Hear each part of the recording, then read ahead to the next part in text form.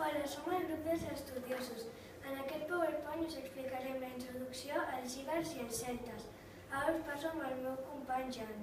En el primer mil·lenni abans de Crist habitaven dos grups de pobles a la península, els ibers i els celtes. Després van arribar al mar Mediterrani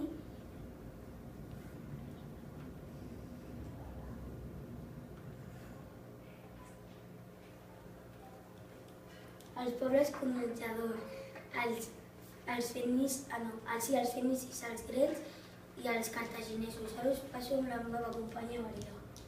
S'organitzaven en tribus, moltes governades per un rellator.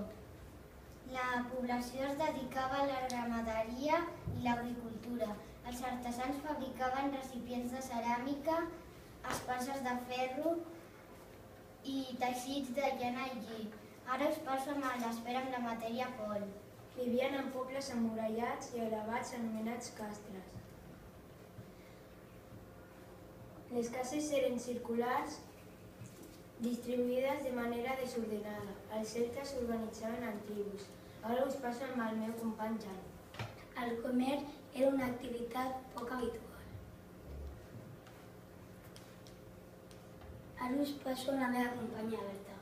Eren especialistes en la fabricació d'objectes de metalls.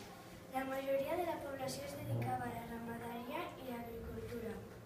Hem fet aquest PowerPoint Per aprendre I per divertir-nos. en grup cooperatiu.